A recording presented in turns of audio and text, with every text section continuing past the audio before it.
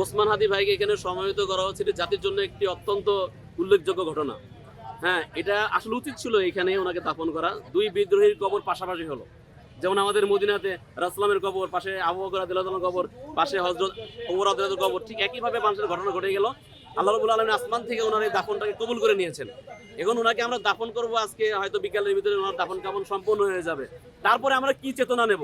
যখনই আমরা কবি নজরুলের কবর জিয়ারত করতে আসবো, তখন কিন্তু হাদি ভাইদের কথা মনে হয়ে যাবে। দুইজনেই বিদ্রোহী, ওনাদের রেখে যাওয়া দায়িত্বগুলো আমাদেরকে সম্পন্ন করতে হবে। কবি নজরুল ইংরেজদের বিরুদ্ধে লড়াই করেছেন, হ্যাঁ, যারা দেশের স্বাধীনতার বিরুদ্ধে কথা বলে তাদের বিরুদ্ধে লড়াই করেছেন। হাদি ভাইয়ের লড়াই এবং নজরুলের লড়াই একদম সেম টু সেম। এটা আমার ব্যক্তিগত অ্যানালাইসিস। কারণ হাদি ভাই সম্পর্কে আমরা যত গবেষণা করি তত গবেষণা আমাদের জ্ঞানটা বৃদ্ধি হচ্ছে যে কি মানের কবিতা উনি আবৃত্তি করেছেন। সেই কবিতার লেখকটা তো আবার কবি নজরুল। তো একজন আবৃত্তিকারক, একজন কবি, আবৃত্তিকারক এবং কবি দুজনের কবর পাশাপাশি হয়ে গেছেন। আমাদের কাজটা কি? উনাদের কবিতা থেকে আমাদেরকে ঐক্যবদ্ধ হতে হবে। জাতিবত্ববাদের বিরুদ্ধে ওনারা লড়াই করেছেন, ওনাদের রেখে যাওয়া, কবি নজরুল রেখে যাওয়ার দায়িত্ব আমাদের পালন করতে হবে।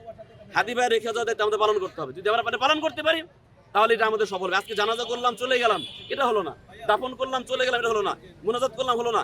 মুনাজাতের চেয়েও গুরুত্বপূর্ণ কাজ কোনো কি হয়ে যায়? আন্দোলনের শরীক হওয়া হয়ে যায়। আজকে হাদি ভাই যে কাজটা করেছেন, এই জাতির জন্য এরকম হাজার হাজার হাদি প্রয়োজন। এক হাদি চলে যাবে, লক্ষ হাদির জন্ম হবে। এক হাদি চলে যাবে, লক্ষ হাদির জন্ম হবে। এই হাদিরা যদি টিকে থাকে, আবরাররা যদি টিকে থাকে, যদি আবু সাইদের টিকে থাকে, ইনশাল্লাহ ফ্যাসিবাদ আসতে পারবে না, আধিপত্যবাদ আসবে না।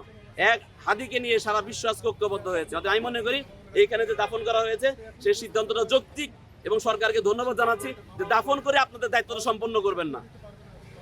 সরকারের কাছে আমাদের আবেদন যে জুলাই বিপ্লব যারা সাধন করলো তাদের নিরাপত্তার দায়িত্ব হচ্ছে আপনাদের।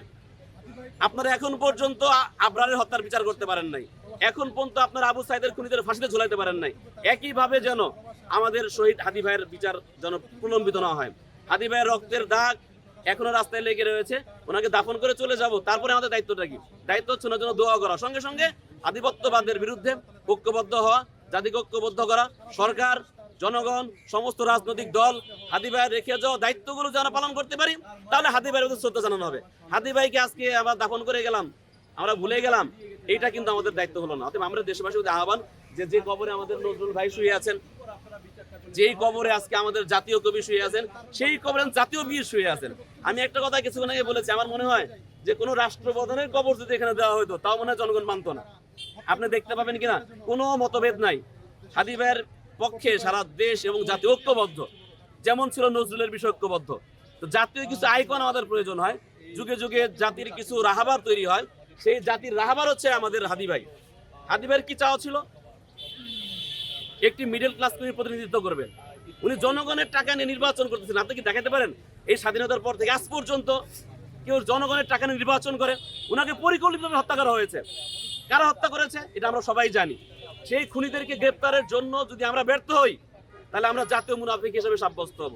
উনার খুনিদেরকে ফিরিয়ে আনার জন্য যা করা দরকার, আপনি 1 লক্ষ যুবককে প্রস্তুত করেন, তারা প্রস্তুত। আমরা জীবন দেওয়ার জন্য প্রস্তুত, আমরা রক্ত দেওয়ার জন্য প্রস্তুত। তবে শর্ত কি? হাদি ভাইয়ের হত্যাকারীদেরকে আমরা ফাঁসিতে ঝুলাবো। আল্লাহ আমাদের কবুল করুক, আমাদেরকে দেশপ্রেমে উদ্বুদ্ধ তৌফিক দান করুন। হাদি ভাইয়ের রক্ত যেন আমরা সফলভাবে আমাদের বিপ্লবী কাজে লাগাইতে পারি।